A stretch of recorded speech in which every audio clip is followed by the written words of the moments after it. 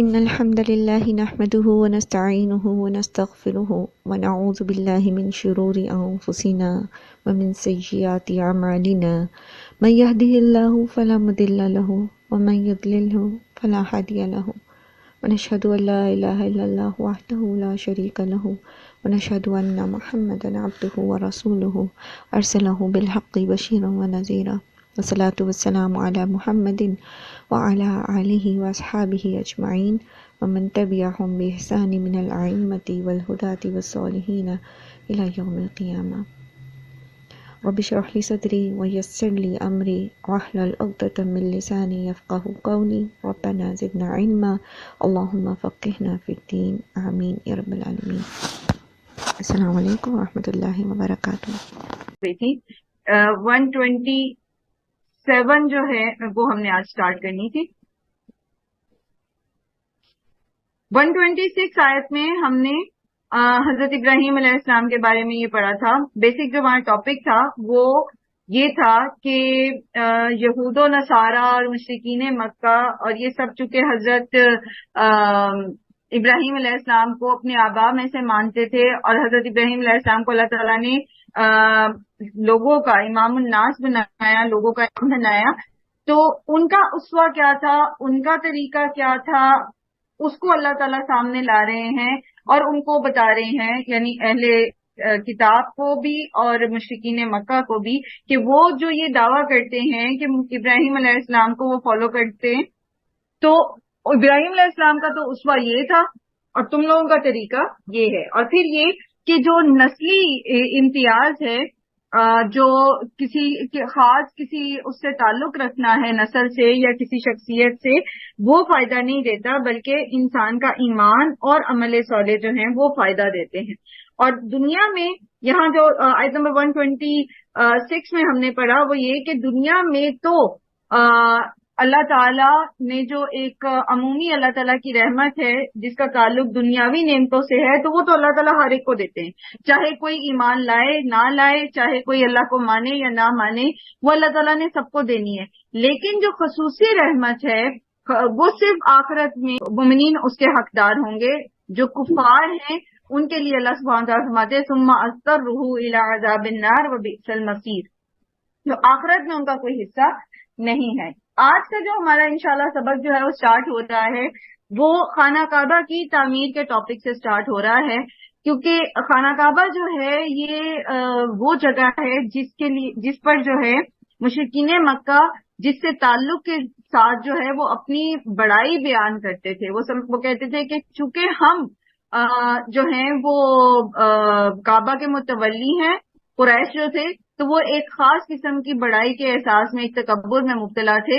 تو کعبہ کی جو تعمیر ہے وہ جو حضرت ابراہیم علیہ السلام نے کی، اس کے پیچھے جو ان کی فلسفی تھی اور وہ تعمیر کرتے ہوئے جو ان کی کیفیات تھیں وہ یہاں پر اللہ سبحانہ تعالیٰ نے بیان کی ہیں، جس سے پھر ایک دفعہ آپ ایک کمپیریزن کر سکیں گے کہ ان کی مشرکین مکہ کی سوچ کیا تھی اس کو لے کر کعبہ کو، اور اصل میں کعبۃ اللہ جو ہے وہ اس کو تعمیر کرتے ہوئے ابراہیم علیہ السلام کی سوچ کیا تھی۔ اعوذ باللہ من الشیطان الرجیم، بسم اللہ الرحمن الرحیم۔ وَإِذْ يَرْفَعُ إِبْرَاهِيمُ، اور جب بلند کر رہے تھے ابراہیم علیہ السلام القواعد بنیادیں من البیت بیت اللہ کی، وَإِسماعیل اور اسماعیل علیہ السلام۔ ٹھیک ہے، اچھا اس میں بتائیے، ابھی آپ نے پڑھا تھا ایک چیز، ابھی آپ نے سیکھی ہے گرامر میں، کیا چیز ملی آپ کو یہاں پر؟ دو ہیں بلکہ، من البیتی، یہ کیا ہے؟ یہ مرکب جاری ہے، ٹھیک ہے۔ تو من البیتی میں آپ دیکھیں تازہ تی ہے، ٹھیک، اور آگے اسماعیل کے اوپر پیش آ رہی ہے۔ اس کا مطلب یہ ہے کہ جو تعمیر کا کام ہو رہا ہے نا اس کا تعلق صرف بیت تک تھا، اگلے اسم تک نہیں ہے۔ اگلا اسم جو ہے وہ حالت رفع میں ہے، تو اس کا مطلب ہے کہ جو فعل ہے، جو ورب ہے، جو کام کیا جا رہا ہے وہ کرنے والا وہ اسماعیل بھی ہیں، ٹھیک ہے، یعنی یہ فائل کے طور پر آ رہے ہیں، یہ مرکب جاری کا حصہ نہیں ہے۔ اگر اس کے آگے ہوتا، وا کے آگے ایک اور اسم ایسا ہوتا جو حالت جر میں ہوتا، تو اس کا مطلب یہ ہونا تھا کہ اس کا تعلق بھی مرکب جاری سے ہے۔ بات سمجھ رہے ہیں کہ گرامر کیوں پڑھتے ہیں ہم؟ جب ہم گرامر پڑھتے ہیں، میننگ ہمیں آ رہے ہوتے ہیں، تو ہم ترجمے کے بغیر جو ہے سمجھ سکتے ہیں کہ یہ وہاں پر کس قسم کا تعلق کس سے ہے، اور پھر ہم اس کو صحیح ترجمہ کر سکتے ہیں. اور اگر اعراب نہ بھی لگے ہوں تو پھر ہم الفاظ کو سمجھتے ہوئے اعراب لگا سکتے ہیں. وَإِذْ يَرْفَعُ إِبْرَاهِيمُ الْقَوَاعِدَ مِنَ الْبَيْتِ وَإِسْمَاعِيلُ، اور جب بلند کر رہے تھے ابراہیم بنیادیں بیت اللہ کی، اور اسماعیل بھی، یعنی اسماعیل بھی وہ کام کر رہے تھے بنیادوں کو بلند کرنے کا.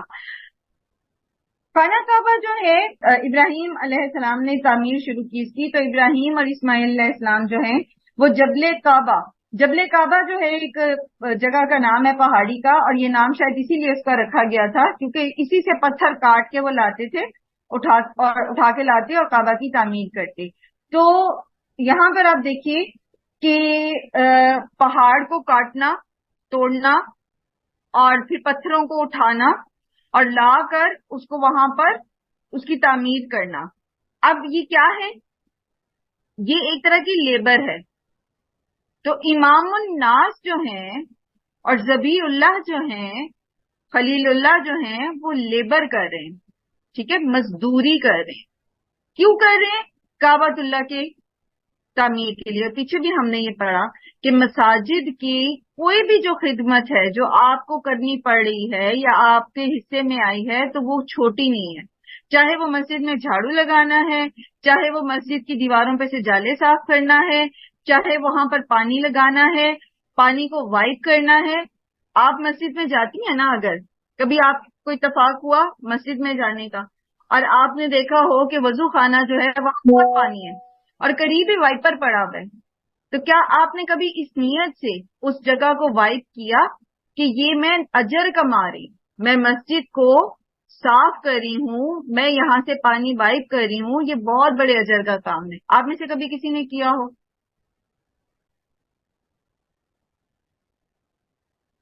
کبھی خیال ہی نہیں آتا. ہم سوچتے ہیں کہ ہم نماز پڑھنے آئے ہیں، ہمارا کام بس وضو کرنا ہے یہاں پر اور بس. یہ تو ان میڈس کا یا ان ملازموں کا کام ہے یا ان ملازموں کا کام ہے جو مسجد کے لیے اس چیز کے لیے رکھے گئے ہیں. ہم نے کبھی کوشش ہی نہیں کی، ہم نے کبھی سوچا ہی نہیں. ایسے ہی ہے نا؟ میم بچپن میں جایا کرتے تھے تو کیا کرتے تھے مسجد کو نا شوق سے صاف. آپ کبھی گئے ہی نہیں؟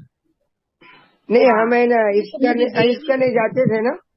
جی جی. میں اپنا تجربہ بیان کروں. ایک بندہ بولے ایک وقت میں. حمیدہ کو بات کرنے دیجیے، پھر نہیں آپ بات کیجیے گا. جی حمیدہ، آپ بات مکمل ہم کریں. اس کرنے جاتے تھے. جی ہم اس کرنے جاتے تھے نا، تو الحمدللہ ہمارے استانی جی تھے ظاہر بات ہمیں پڑھائی یا کام کرے، ہم جھاڑو پوچھے کپڑے الحمدللہ برتن تک بھی دھوئے. یہاں تک کہ ہم نے انڈیا بھی وہیں سے سیکھی.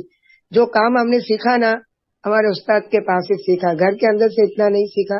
صفائی کس طریقے سے کرتے ہیں الحمدللہ، تو سارے کام ہم نے وہیں سے سیکھے. اور یہ چیز بچوں کے، تب آپ ینگ ہوں گے، بچے ہوں گے، تو آپ نے شوق نہیں کیا. لیکن آج آپ دیکھیں کہ آپ کی جنریشن میں بچوں میں یہ چیز نہیں. کیوں نہیں؟ پہلے والدین جو ہیں وہ اس چیز پہ آپ کو سکھا کے بھیجتے تھے کہ استاد کے جوتے سیدھے کرنے میں بھی عبادت ہے.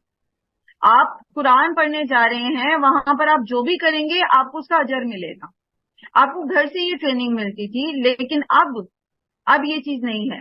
آپ یقین کریں، جیسے میرے پاس آتے ہیں شام میں بچے پڑھنے، تو میں نے طریقہ یہ رکھا ہوا ہے کہ جو بھی چٹائیاں ہیں، مکتب ہیں، وہ بچے آ کے لگائیں گے. میں خود بھی لگا سکتی ہوں، لیکن بیسکلی میرا پرپز یہ ہوتا ہے کہ میں ان کو سکھاؤں کہ یہ اجر کا کام ہے، انہیں کرنا ہے. لیکن جو بچے ایک دن جلدی آتے ہیں انہیں وہ کام کرنا پڑتا ہے، اور جس طرح وہ ناگواری سے کرتے ہیں اور اگلے دن وہ جلدی نہیں آتے، یعنی وہ ان کی کوشش ہوتی ہے کہ ہم 5-7 منٹ لیٹ جائیں تاکہ ہمیں پہلے سے وہ سارا کچھ تیار ملے.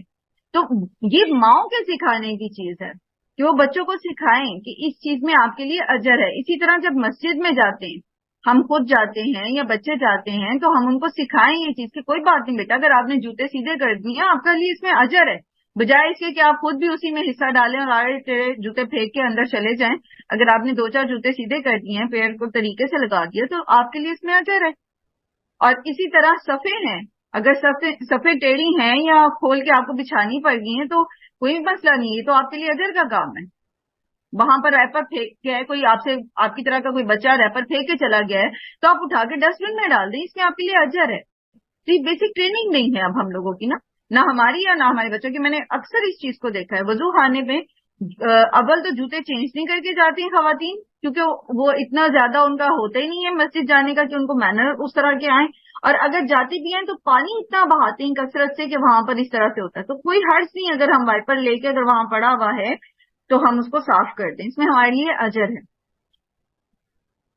تو یہاں پر یہ مثال قائم کی اللہ سبحانہ و تعالیٰ نے جس شخص کو امام الناس بنایا تھا، تمام لوگوں کا لیڈر بنایا تھا. اب وہ کہہ سکتے تھے نا کہ بھائی 2-4 بندے اور اکٹھے کرتے ہیں. اچھا، تو عروس نے کہا ہے کہ وہ بھی مطلب بچپن میں ہی کیا کرتی تھی. گڈ. اب ابھی بھی اگر آپ کبھی جاتی ہیں اسلامک سینٹر جاتی ہیں تو اپنی سروسز دیں وہاں پہ، انہیں کہیں کہ ہم یہ کرنا چاہتے ہیں، آپ ہمیں کرنے دیں. بعض اوقات یہ ہوتا ہے کہ مینجمنٹ ہی کہتی ہے کہ نہیں ٹھیک ہے کوئی مسئلہ نہیں ہے ہو رہا ہے، لیکن آپ انہیں کہیں کہ ایک دن ہم سرو کرنا چاہتے ہیں، آپ ایک دن ہمیں دیں، ہم یہ کام کرنا چاہتے ہیں.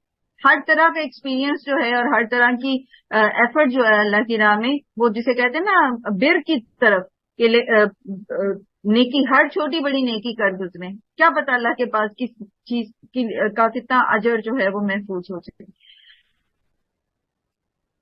اچھا، ہم بات یہ کر رہے تھے کہ وہ کہہ سکتے تھے نا کہ حضرت اسماعیل کے ساتھ جب انہوں نے کعبہ کی تعمیر کی وہاں بنو جرہم موجود تھے اور بہت سارے لوگ تھے، لیکن پرسنلی انہوں نے یہ لیبر کی. انہوں نے پہاڑوں سے پتھر توڑے، وہ اٹھا کے لاتے تھے اور پھر وہ وہاں پر جو ہے وہ کعبہ کی انہوں نے تعمیر کی. لیکن ایک بات یاد رکھیے، ان ساری ایفرٹس کے پیچھے نیت کا خلوص بہت ضروری ہے. خالصتاً ہم خالص نیت کے ساتھ یہ کام کریں، اور ایسا کام مطلب آپ کے اندر کسی قسم کی بڑائی کا احساس پیدا نہ کریں کہ واہ دیکھو ہم تو بہت متقی ہیں، ہم تو جوتے بھی سیدھے کرتے ہیں، ہم تو بہت متقی ہیں، ہم نے تو واش روم بھی صاف کر دیا، ہم تو بہت متقی ہیں، ہم نے تو یہ بھی کر دیا.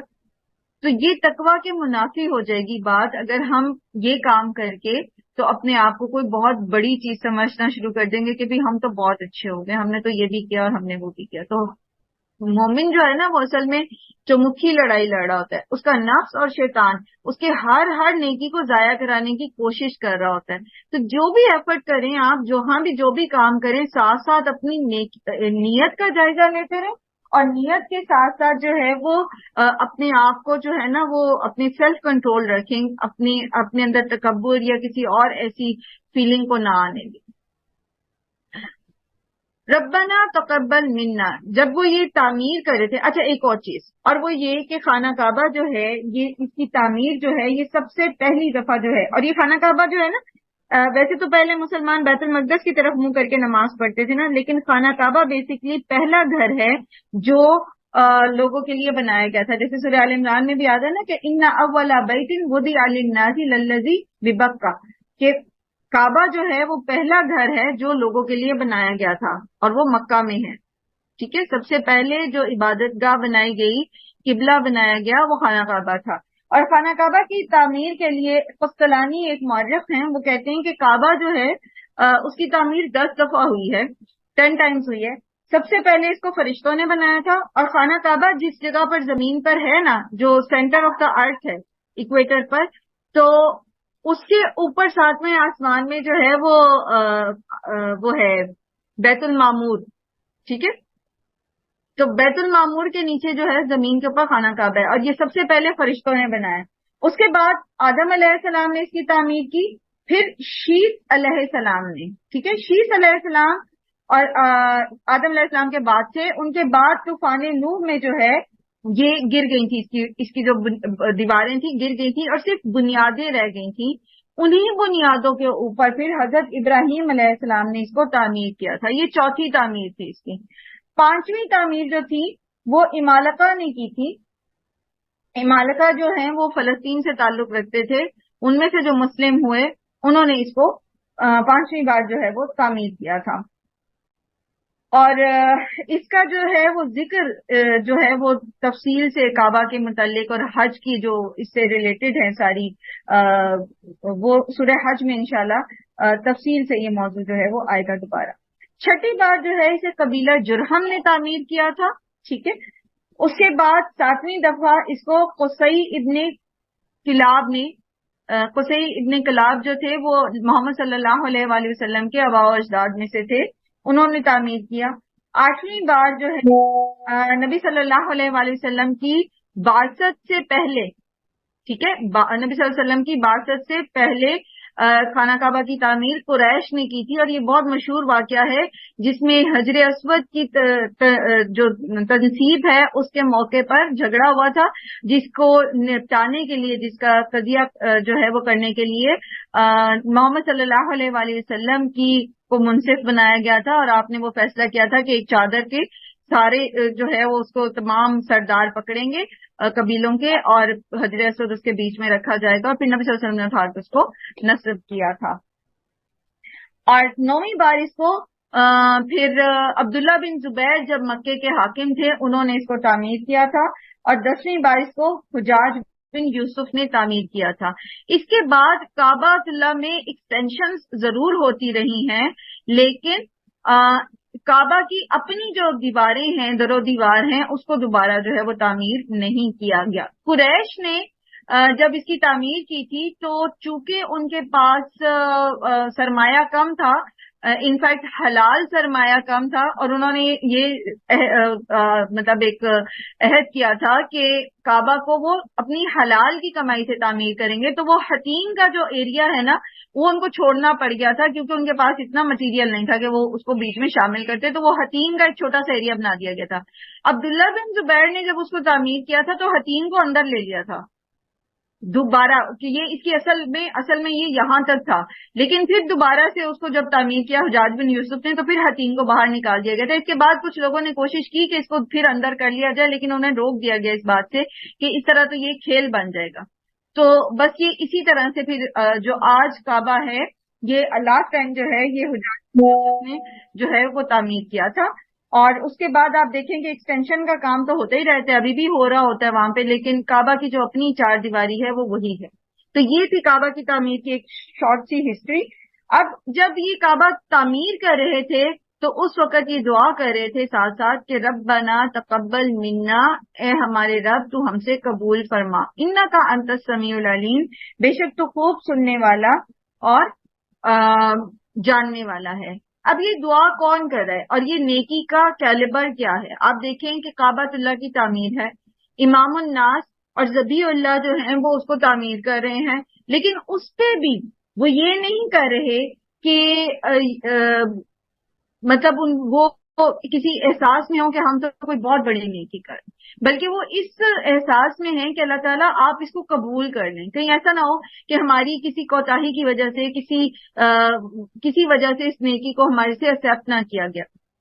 ربنا تقبل منا، اللہ پاک آپ اس کو ہم سے قبول کر لیں، آپ اس کو ہماری اس نیکی کو ضائع نہ ہونے دیں، ہماری کسی نیت کی خرابی یا ہماری کسی کوتاہی کی وجہ سے یا آگے ہماری کسی غلطی کی وجہ سے، کیونکہ بعض اوقات ہم ایسے گناہ کرتے ہیں کہ جو نیکیاں ہم پہلے کر چکے ہوتے ہیں وہ گناہ ان نیکیوں کو ضائع کرا دیتے ہیں، جیسے احسان جتانا صدقے کو ضائع کر دیتا ہے۔ تو اس طرح سے یہ ایک فکر ہوتی ہے ہر اللہ کے نیک بندے کے دل میں، چاہے اس کا مقام اور مرتبہ کتنا ہی بڑا کیوں نہ ہو، اس کو اپنی نیکیوں کی حفاظت کی فکر ہوتی ہے۔ نیکی کرنا اتنا مشکل کام نہیں ہوتا جتنا اس کی حفاظت کرنا ہوتا ہے۔ ہم نماز پڑھ لیتے ہیں لیکن نماز پڑھنے کے فوراً بعد ہم غیبتیں کرنا شروع کر دیتے ہیں، تو ہماری نیکی کرنا اتنا مشکل نہیں تھا، نماز کو پڑھنا اتنا مشکل نہیں تھا جتنا زبان کو روکنا مشکل تھا کہ ہم کسی فلاں کی برائی نہ کرتے، غیبت نہ کرتے، چغلی نہ کرتے، یا اس کے اوپر کوئی اور بہتان تہمت نہ لگاتے، یا کوئی اور ایسی جھوٹ نہ بولتے، یا کوئی بھی ایسی بات۔ تو ہم ایک طرف تو نیکی کرتے جاتے، دوسری طرف نیکیوں کو ڈھاتے جاتے۔ اس چیز کی فکر کرنے کی ضرورت ہے کہ وہ نیکی جو ہے ضائع نہ ہو، اور اس سے پہلے یہ کہ وہ نیکی اس سٹینڈرڈ پر پوری اترتی ہو جو اللہ کے پاس نیکی کہلاتی ہے، تاکہ اللہ تعالیٰ اس کو قبول کرے۔ ربنا تقبل منا، ٹھیک ہے، اور وہ سٹینڈرڈ کیا ہے کہ اس کے اندر خالص نیت ہو کہ یہ جو بھی نیکی کا کام ہے جس بھی لیول کا ہے یہ ہم خالصتاً اللہ کی رضا کے لیے کر رہے ہیں، خالصتاً اللہ کی رضا کے لیے۔ وہ کوئی بھی نیکی ہو سکتی، कोई भी हो सकती है। वो एक छोटी सी चीज, एक बच्चे के जो खिलौने हैं जो पैर में चुभ सकते हैं, किसी को ठोकर लग सकती है, कोई गिर सकता है, अंधेरे में किसी को तकलीफ हो सकती है, वो भी उठाते हुए बस नियत ये रखें अल्लाह की रजा के लेकर, वो आपके लिए अजर का बाइस बन जाती है, वो नेकी बन जाती है। और अगर हमारी नीयत कुछ और है तो वो काम तो हो गया लेकिन वो एक्सेप्ट नहीं होगा। खास तौर पर इबादत और खास तौर पर वो काम जिनका अल्लाह ताला ने अहकामात दिए हैं, तो उन कामों में खास तौर पर इस चीज को जहन में रखना जिन्हें हम नेकी समझ के कर रहे हैं, लेकिन अगर हमारी नीयत दुरुस्त नहीं है तो फिर वो कबूल नहीं होती। और दूसरी चीज, उसको रिजेक्ट करने के लिए दूसरा सबब क्या होता है, वो है उसका सुन्नत के खिलाफ होना। यानी नेकी का काम तो हम कर रहे हैं, नेकी समझ के करें, अल्लाह को राजी करने के लिए करें, लेकिन तरीका गलत है। जैसे बहुत सारी बिदात हैं, अगर हम बिदत बेसिकली उस काम को कहते हैं जिसको इबादत समझकर, नेकी समझकर किया जाए, हालांकि उसकी असल दीन के अंदर मौजूद ना हो। तो इंसान उसके अंदर थकता भी है, माल भी लगाता है, और सभी मतलब जिस्मानी भी तकलीफ उठाता है, सब कुछ करता है, लेकिन उसका अल्लाह ताला के पास वो कबूल नहीं होती। जैसे सूरह कहफ में अल्लाह सुब्हानहू तआला फरमाते हैं ना कि कुल हल नुनब्बिउकुम बिल अखसरीना अमाला अल्लज़ीना ज़ल्ला सअयुहुम फिल हयातिद दुनिया व हुम यहसबूना अन्नहुम युहसिनूना सुनआ, कि वो ये समझते थे कि वो दुनिया में वो बहुत ही आला काम कर रहे हैं, बहुत अच्छे काम कर रहे हैं, लेकिन आखिरत में जाके उनको पता चलेगा कि ज़ल्ला सअयुहुम, उनकी सारी की सारी कोशिशें जो हैं वो दुनिया के लिए थी, दुनिया की जिंदगी में रह गई और वो कबूल नहीं हुई। आगे इंशाल्लाह वैसे जब हम सूरह कहफ पढ़ेंगे तो शायद किसी प्रॉपर कॉन्टेक्स्ट के साथ भी पढ़ेंगे, लेकिन ये जो चीज अल्लाह सुब्हानहू तआला के पास कबूल नहीं है वो इसी वजह से हो जाती है कि या तो वो अल्लाह की खातिर की नहीं गई होती, या फिर ये कि वो उस तरीके पे नहीं की गई होती जो अल्लाह ताला ने सिखाया है। यानी खलूस नियत और इत्तबाए सुन्नत, ये दो चीजें हैं जो किसी भी अमल की कबूलियत के लिए जरूरी हैं। तो यहाँ पर इनकी ये सारी फिक्रें इनके जहन में थी, जो ये दुआ करें कि रब्बना तकब्बल मिन्ना, अल्लाह ताला हमसे ये इसको कबूल कर ले। और फिर आगे जो अल्लाह ताला की दो सिफात ये बयान करें वो भी इसी चीज को फर्दर डिफाइन करी है कि इन्नका अंता समीउल अलीम, आप खूब सुनने वाले और खूब जानने वाले हैं। आप हमारी नियतों को जानते हैं, हमारी नियतों के भेद को जानते हैं, आप सुन रहे हैं हमें, हम किस नियत के साथ किस लिए ये जो है ये सारा काम कर रहे हैं, काबा की तामीर कर रहे हैं। रब्बना वजअलना मुस्लिमैनि लका व मिन ज़ुर्रियतिना उम्मतम मुस्लिमतल लक, ए हमारे रब आप हमें बना लें फरमाबरदार। अब आप यहाँ देखें कि काबा की खाना काबा के पास, जब खाना काबा की बुनियादों के पास हजरत इब्राहिम अलैहिस्सलाम ने हजरत हाजरा और हजरत इस्माइल को छोड़ा था, तो उस वक्त उन्होंने जो दुआएं की थी, वो जैसे पीछे भी हमने पढ़ा ना, वो दुआ क्या थी, रब्बना इन्नी अस्कनतु मिन ज़ुर्रियती बिवादिन गैरि ज़ी ज़रअइन इंदा बैतिकल मुहर्रम रब्बना लियुक़ीमुस्सलाता फजअल अफ़इदतम मिनन नासी तहवी इलैहिम वरज़ुक़हुम मिनस समराति लअल्लहुम यशकुरून। और इसी तरह से पीछे भी हमने पढ़ी कि वह क़ाल इब्राहीम रब्बी जअल हाज़ा बलदन आमिनन वरज़ुक़ अहलहु मिनस समराति मन आमन मिनहुम बिल्लाहि वल यौमिल आखिर। तो अमन और खुराक, ग़िज़ा, ये दो बुनियादी दुआओं के बाद अब आप देखें कि सारी की सारी उनकी जो दुआएं हैं वो आखिरत से मुतल्लिक हैं।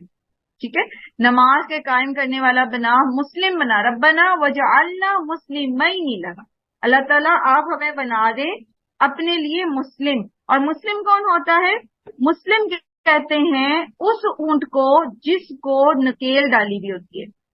नकेल समझते हैं आप, वो जो उसके नाक में से डाल के उसके पीछे जो उसका मुहार होता है जो उसको कंट्रोल कर रहा होता है, उसने वो उसकी लगामें पकड़ी भी होती हैं।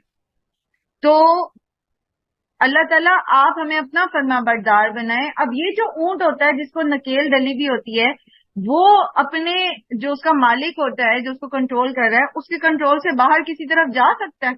मतलब मालिक उसको दाएं तरफ लेके जाना चाहे और वो बाएं तरफ चला जाए ऊंट, ऐसा हो सकता है? बताइए। नहीं मैम, नहीं जा सकता। नहीं जा सकता ना। टेक्निकली आप देखें कि उसके नाक में वो पिरोई भी होती है, आपने देखा होगा सबने, غور کیا ہوگا, اونٹ کو دیکھنے کا اتفاق ہوا ہوگا, اس کی ناک میں ڈلی ہوئی ہوتی ہے, تو وہ کہیں اور جا ہی نہیں سکتا. تو مسلم ہونا, اللہ کا فرما بردار ہونا, یہی کیفیت ہے کہ جدھر اللہ تعالیٰ آپ کو حکم دے رہے ہیں نا جانے کا, آپ کو ادھر ہی جانا ہے. آپ اس کی اپوزٹ سائڈ پر یا کسی اور سائڈ پر جا ہی نہیں سکتے. تو ہمیں اپنا فرما بردار بنا. کیسا فرما بردار بنا کہ ہم تیری ہر حکم پر سر تسلیم خم کرنے والے ہوں, ہم اپنے آپ کو کلیتاً تیرے سپرد کرنے والے ہوں, اپنی زندگی کو تیری دی گئی ہدایت کے مطابق بسر کرنے والے ہوں. اور اسی عقیدے اور اسی طرز فکر کا نام اسلام ہے. سمجھ رہے ہیں؟ یہ جو ہم کہتے ہیں نا کہ ہم مسلمان ہیں, تو بیسکلی اس کے پیچھے پوری ایک فلسفی ہے, ایک طرز فکر ہے, اور وہ یہ کہ ہر معاملے میں, زندگی کے ہر معاملے میں ہم اللہ کے ایسے ہی فرما بردار ہیں جیسے کسی اونٹ کے ناک میں نکیل ڈلی ہو تو وہ اپنے مالک کی حکم عدولی نہیں کر سکتا, وہ کر ہی نہیں سکتا. وہ کرنا چاہے بھی اگر تو وہ مجبور ہے, اس کو لازماً اپنے مالک کے حکم کے پیچھے جانا ہے. اس کا دل چاہ رہا ہے, نہیں چاہ رہا بائیں طرف مڑنے کو, اس کو دوسری طرف اور ہریالی نظر آ رہی ہے اور ٹیمپٹیشنز ہیں, وہ ادھر کو جانا چاہ رہا ہے لیکن وہ نہیں جائے گا کیونکہ اس کا مالک اس کو دائیں طرف لے کے جا رہا ہے. اس کا مالک اس کو اس طرف لے کے جا رہا ہے جدھر اس کے لیے اس کو مطلب مالک کا حکم ہے, تو اس نے اس کو اس طرف ہی چلنا ہے, اس نے دوسری طرف نہیں جانا چاہے وہاں اس کو کتنی ہی اٹریکشنز نظر آ رہی ہوں. تو اسی چیز کو اب ہم اپنے اوپر رکھیں کہ ہم اگر مسلمان ہیں تو کیا واقعی ہم مسلمان ہیں؟ کیا واقعی ہمارا طرز فکر ایسا ہے کہ ایک طرف ہمیں دنیا کی چکا چوند نظر آ رہی ہے, ایک طرف وہ چیزیں نظر آ رہی ہیں جس میں ہمارے لیے ٹیمپٹیشن ہے, جس میں ہمارے نفس کی لذت رکھی ہوئی ہے, جس میں ہمارے لیے جسے کہتے ہیں نا کہ ہماری ہر کیا آپ اسے کہیں گے, ہمارا نفس راضی ہو رہا ہے, خوش ہو رہا ہے, ایک طرف وہ ہے, اور دوسری طرف اللہ تعالیٰ کا حکم ہے نہیں تم نے بائیں طرف نہیں جانا, جس طرف یہ ساری چیزیں تم نے دائیں طرف جانا ہے. تو اگر ہم سمعنا و اطعنا کرنے والے ہیں تو پھر ہم مسلم ہیں, پھر ہم واقعی مسلمان ہیں, پھر ہم صرف زبان کے مسلمان نہیں ہیں, پھر ہم صرف جسے وہ کہتے ہیں نا موروثی مسلمان نہیں ہیں, پھر واقعی ہم پریکٹسنگ مسلم ہیں, پھر واقعی ہم شعوری مسلم ہیں. اور جو شعوری مسلم ہوتا ہے وہی مومن ہوتا ہے اصل میں. بات سمجھ سے کلیئر ہوا پوائنٹ؟ تو سب سے بڑا غم و ہم جو ان کا نظر آ رہا ہے ابراہیم علیہ السلام کا, وہ یہ ہے کہ ربنا وجعلنا مسلمین لک, اور یہاں مسلمین ہے. آپ اس لفظ کو پہچانتے؟ کوئی مجھے بتائے گا یہ کیا لفظ ہے؟ میننگ کے اعتبار سے نہیں, گرامیٹیکلی. جی جو بچے پڑھتے ہیں, جو بہنیں میری پڑھ رہی ہیں, بیٹیاں, گرامر کو بتائیں ذرا جلدی سے. یہ مثنى مثنیٰ میم, بالکل مثنیٰ. مثنیٰ کی کون سی حالت ہے؟ حالت جر, حالت جر یا نصب ہے. یہاں پر یہ حالت نصب میں آیا ہے کیونکہ یہ مفعول ہے. ٹھیک ہے, تو دو لوگ تھے نا, ابراہیم علیہ السلام اور اسماعیل علیہ السلام, تو دو ہیں اس لیے مثنیٰ آیا ہے. تو ربنا وجعلنا مسلمین لک, اللہ تعالیٰ آپ ہمیں اپنے لیے فرما بردار بنا لیں. ٹھیک ہے, اور پھر یہ نہیں کہ بس ہم دونوں کو بنا لیں, وہی پیچھے جو ابراہیم علیہ السلام کا اسوہ ہے, جس کو پہلے بھی میں نے ہائی لائٹ کیا کہ ابراہیم علیہ السلام جو ہیں وہ آپ کو ہر جگہ جو ہے وہ اپنی نسلوں کی فکر کرتے ہوئے نظر آئیں گے. جیسے پہلے بھی اللہ سبحانہ تعالیٰ نے کیا فرمایا تھا, انی جاعلک للناس اماما وقالا ومن ذریتی. ساتھ ہی انہیں فکر کس کی پڑ گئی تھی کہ میری اولاد کو بھی بنائیں گے, ان کو بھی یہ سب کچھ ملنا چاہیے نا. پیچھے بھی آپ نے پڑھا ربی جعلنی مقیم الصلاۃ ومن ذریتی. اسی طرح ہم نے پڑھا, وہ کہتے ہیں کہ ابھی جو میں نے جو آپ کے سامنے سورہ ابراہیم کی آیت نمبر 37 کی رکھی کہ اللہ تعالیٰ میں اپنی اولاد کو یہاں پر اس غیر آباد آبادی میں اس لیے چھوڑ کے جا رہا ہوں آپ کے گھر کے پاس, ربنا لیقیموا الصلاۃ, تاکہ یہ آپ کے لیے نماز کو قائم کریں. تو ہر جگہ وہ آپ کو نا اپنی नस्ल की फिक्र करते हुए नजर आएंगे। तो चूंकि इब्राहीम अलैहिस्सलाम ने की सुन्नत में, सीरत में हमारे लिए नमूना है, मुसलमानों के लिए नमूना है, तो फिर हम सबका भी गमो हम जो है वो औलाद की आखिरत होना चाहिए। हम भी अपनी दुआओं में ये रखें कि अल्लाह ताला हमारी औलाद को आप अपना फर्मा बरदार बनाए। हम ये दुआ तो करते हैं कि अल्लाह ताला इनको हमारा फर्मा बरदार बनाए, अल्लाह ताला आप इनको हमारा फर्मा बरदार बना दे। लेकिन अगर आप ये दुआ करें ना कि अल्लाह ताला आप हमारी औलाद को अपना फर्मा बरदार बना ले, तो यकीन करें आपकी फर्मा बरदार तो वो खुद ब खुद हो जाएगी। क्योंकि जब वो अल्लाह की फर्मा बरदार होगी तो वालिदैन को के साथ तो वो किसी किस्म की बदअखलाकी कर ही नहीं सकते। तो नस्लों की फिक्र करनी है। पिछले आयत के रेफरेंस में हम इसको तफसील से डिस्कस कर चुके हैं कि नस्लों की फिक्र करने में हमें किन स्टेप्स को फॉलो करना है। वमिन ज़ुर्रियतिना उम्मतम मुस्लिमतल लक, और हमारी औलाद में से भी एक ग्रोह, एक उम्मत जो है वो आप अपने लिए फर्मा बरदार बना लें, यानी हमारी नस्लों को अपना फर्मा बरदार बनाए। व अरीना, और दिखा हमें मनासिकना, हमारी इबादत के तरीके। और मनासिक जो है इसका लफ्ज अमूमन जो है वो हज के जो आदाब और अरकान हैं, और इसी तरह कुर्बानी के जो अहकाम हैं और हज से रिलेटेड जितने भी अहकाम हैं उनके लिए बोला जाता है आमतौर पर। और वैसे अगरचे तमाम इबादात जो हैं उनका जो तरीका कार है उसमें वो मतलब उसमें ये शामिल है, उनको वो भी मनासिक में शामिल होती हैं, लेकिन खास तौर पर हज और उमरा के जो अहकाम है उनके लिए हमारे यहाँ मनासिक का लफ्ज इस्तेमाल होता है। और यहाँ भी मुराद जो है वो दोनों तरह से आ जाएगी, यानी इबादात भी और फिर हज का तरीका कार भी। और इंशाल्लाह सूरह हज में जो है ये मजमून आएगा तफसीलन, तो फिर इंशाल्लाह इसको वहां पर पढ़ेंगे।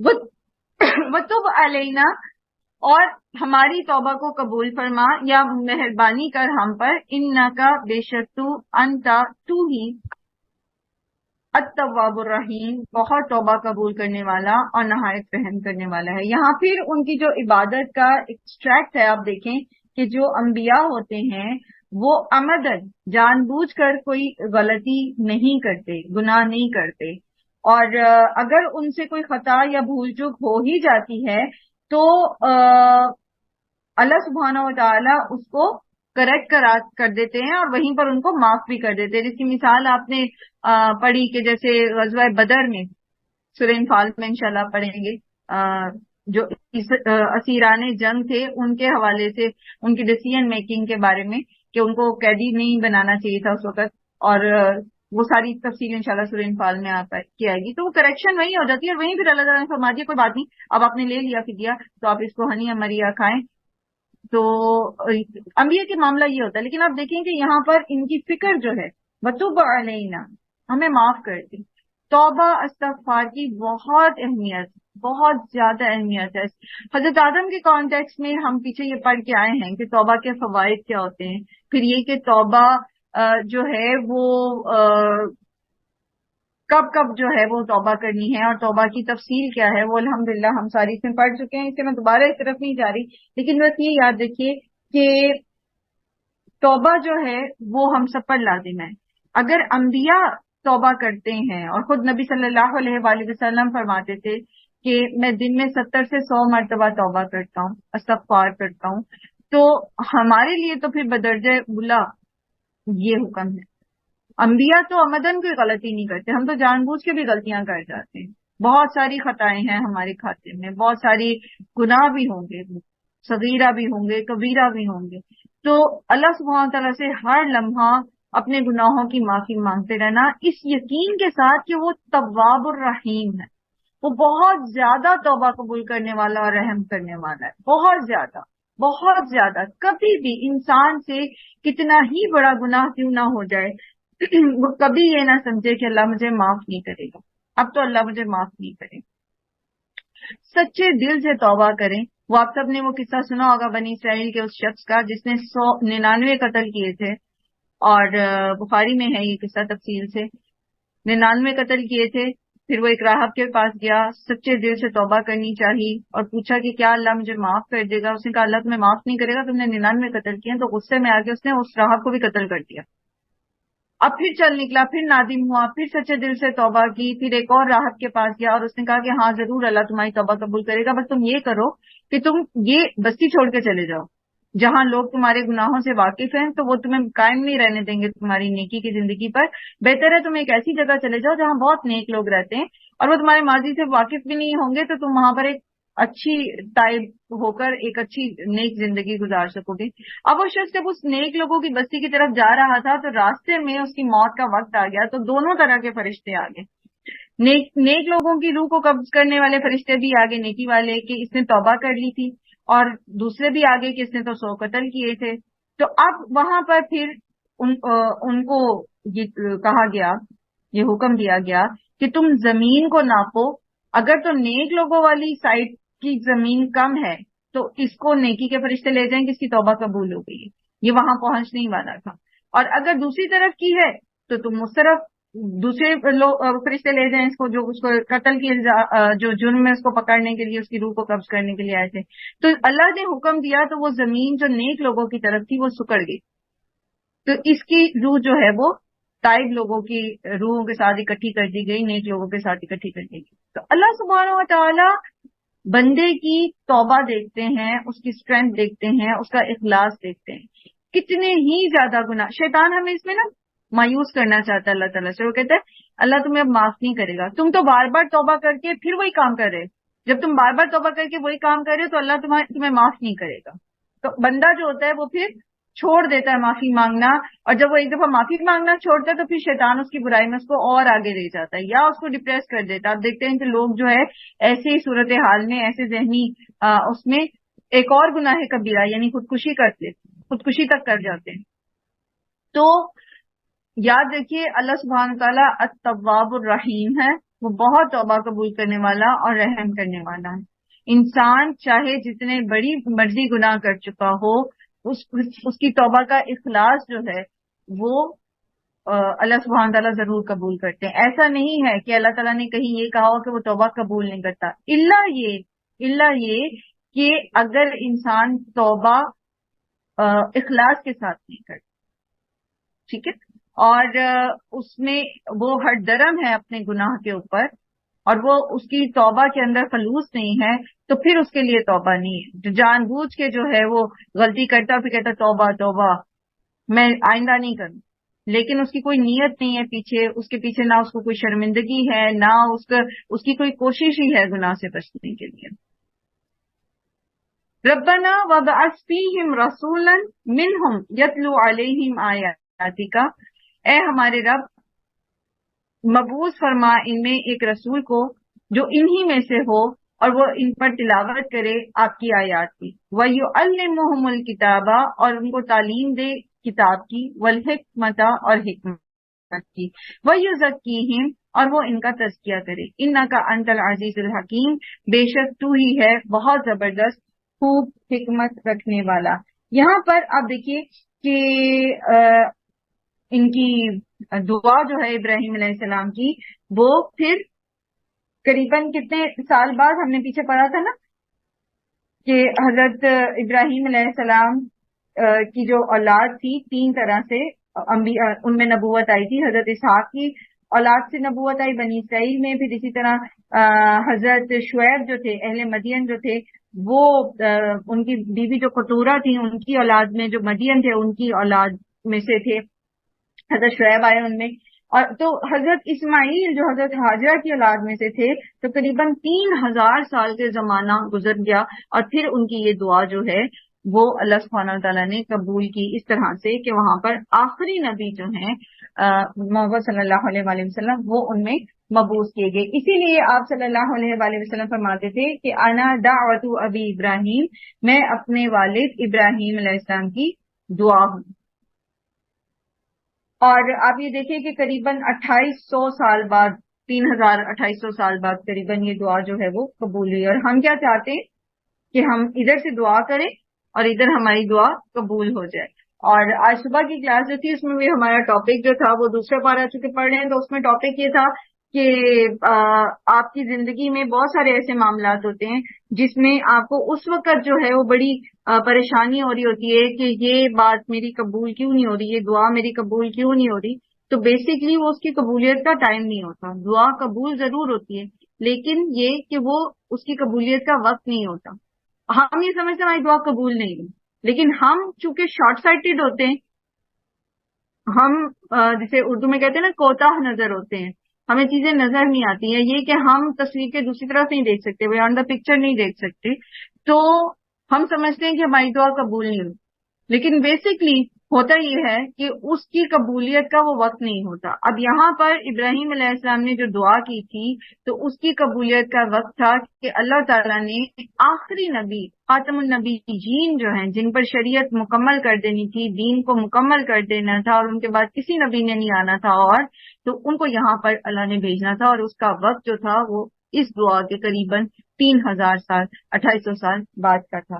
تو قرآن کریم اسی طرح آپ کو حکمتیں سکھاتا ہے کہ، اور اسی طرح ہی آپ کے اندر پازیٹیوٹی پیدا کرتا ہے. کبھی مایوس نہ ہو، میری تو دعائی قبول نہیں ہوتی. بہت ساری وجوہات ہوتی ہیں اس میں. سب سے پہلے تو یہ کہ ہو سکتا ہے جو ہم مانگ رہے ہیں وہ ہمارے لیے نقصان دہ ہو، تو اللہ تعالیٰ ہماری وہ دعا قبول نہیں کرتے اس طرح، اور ہمیں ہماری اس دعا کا اجر جو ہے وہ آخرت کے لیے رکھ لیتے ہیں. اتنا زیادہ کہ کہتے ہیں کہ قیامت کے دن جب انسان اپنی ان دعاؤں کو جو قبول نہیں ہوئی اجر دیکھے گا تو وہ یہ اس چیز کی حسرت کرے گا کہ کاش میری کوئی بھی دعا قبول نہ ہوئی ہوتی تو مجھے اتنا زیادہ اجر ملتا. پھر یہ کہ بعض اوقات وہ دعا جو ہوتی ہے وہ اس طرح نہیں قبول ہو رہی ہوتی جس طرح ہم مانگ رہے ہوتے ہیں. اللہ تعالیٰ اس کو جو ہے کسی اور شکل میں ہمیں دے دیتے ہیں جو ہمارے لیے زیادہ بہتر ہوتی ہے. پھر یہ کہ دعا جو ہے بعض اوقات ہمیں اسی طرح گرانٹ کر دی جاتی ہے جیسے ہم مانگتے ہیں، اور ہماری ڈکشنری میں بس وہی دعا کی قبولیت ہے جس طرح ہم مانگ رہے ہیں اور وہ ہمیں مل جاتی. پھر بعض اوقات اللہ تعالیٰ اس وقت نہیں دیتے بلکہ وہ جو بہترین وقت ہوتا ہے اس چیز کے ملنے کا اس وقت آپ کو دیتے ہیں، اور بعض اوقات وہ دورانیہ جو ہے وہ آپ کی لیے 3000 سال طویل ہو جاتا ہے. جیسا کہ یہاں پر ابراہیم علیہ السلام نے تو یہی دعا کی تھی نا کہ ان میں سے یہ جو میری ذریت ہے، میری نسل ہے، ان میں سے ایک رسول کو اٹھا جو انہیں تیری کتاب پڑھ کے سنائے، جو ان کے لیے یہاں پر ان کا تزکیہ کرے، ان کو حکمت سکھائے. تو ان کے ذہن میں تو یہ نہیں ہوگا نا کہ یہ 3000 سال بعد جا کے قبول ہونی ہے. انہوں نے تو اس قوم کے لیے، اس دور کے لوگوں کے لیے یہ دعا کی ہے نا، یا اپنی ذریت کے لیے یہ دعا کی ہے. لیکن اللہ تعالیٰ کو بہتر پتا تھا کہ اللہ تعالیٰ نے یہاں پر آخری نبی کو بھیجنا ہے.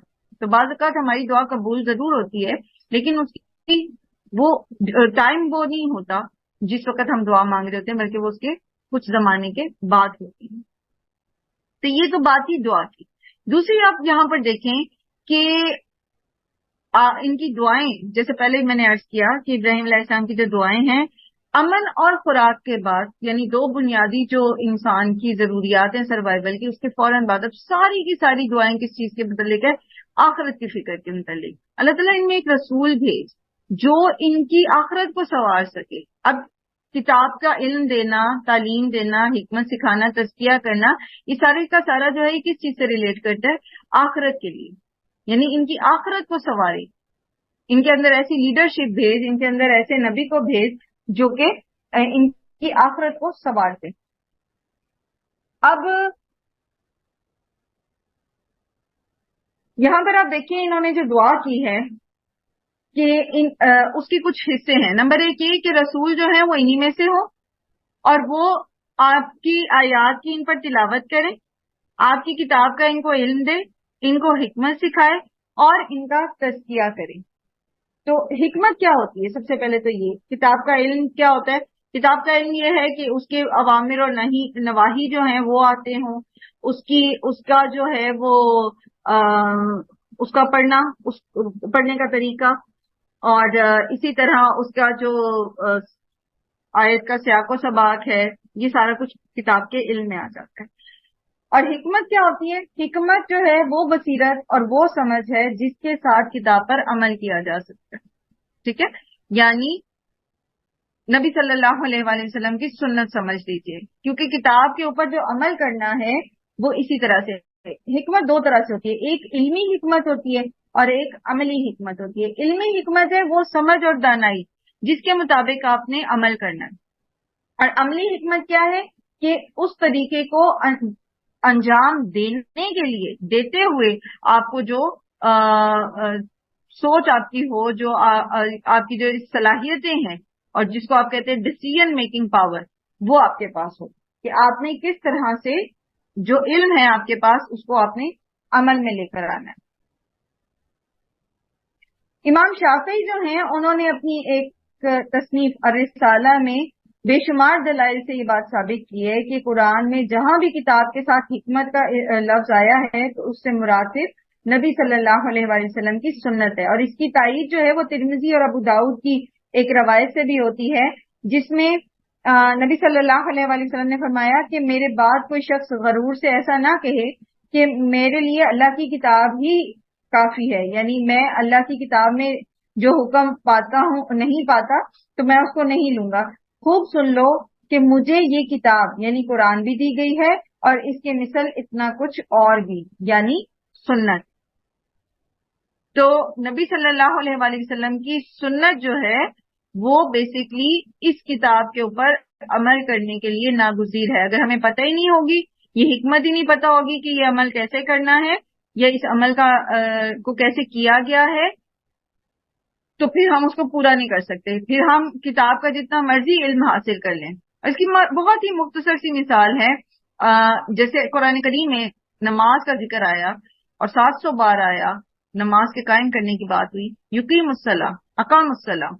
تو نماز ہے کیا؟ صلاح کا مطلب ہوتا ہے دعا، ٹھیک ہے، دعا ہے۔ اگر تو گرامیٹکلی آپ اس کو دیکھتے ہیں تو آپ کہتے ہیں دعا ہے، اور جو منکرین حدیث ہیں وہ اس فتنے میں مبتلا ہو گئے اور انہوں نے کہا کہ اس کے لیے بس آپ چلتے پھرتے جیسے مرضی دعا پڑھ لیں، جیسے مرضی تسبیحات پڑھ لیں، تو آپ کی اقیم الصلاح ہو گئی، اقام الصلاح ہو گئی۔ جبکہ نماز کو قائم کرنے میں ہم دیکھتے ہیں کہ پھر ہم نبی صلی اللہ علیہ وسلم کا طریقہ دیکھتے ہیں، جیسے آپ صلی اللہ علیہ وسلم نے فرمایا کہ سلو کما رأیتمونی اصلی، ویسے ہی نماز پڑھو جیسے تم مجھے نماز پڑھتے دیکھتے ہو۔ تو اس میں سجدے ہیں، رکوع ہے، قیام ہے، پھر اس میں پھر اس کی ادائیگی کیسے، قیام کیسا ہونا چاہیے، سجدہ کیسا ہونا چاہیے، رکوع کیسا ہونا چاہیے، دو سجدوں کے درمیان میں دعا کیا ہے، تشہد کیا ہے، پھر اس کی شرائط کیا ہیں، پھر اس کی جو نماز کے پیچھے مطلب اقیم الصلاح میں جو خضوع و خشوع ہے اور جو ہمیں کی ہے وہ ساری چیزیں، تو یہ ہمیں کہاں سے پتہ چلتی ہیں؟ سنت سے پتہ چلتی ہیں نا۔ تو اس کے سنت کے بغیر تو ہمارا دین قرآن کے اوپر جو ہے وہ عمل کا ہم کر ہی نہیں سکتے۔ تو امام شافعی کہتے ہیں کہ جہاں قرآن کے ساتھ حکمت کا ذکر آیا قرآن میں تو بیسکلی وہ اس سے مراد جو ہے وہ سنت ہے، یعنی نبی صلی اللہ علیہ وآلہ وسلم کی سنت ہے۔ پھر وَيُزَكِّيهِمْ، اور وہ ان کا تزکیہ کرے۔ تو تزکیہ کیا ہے؟ تزکیہ یہ ہے کہ کتاب کے علم پر عمل کر کے اپنے آپ کو فائدہ پہنچانا، یعنی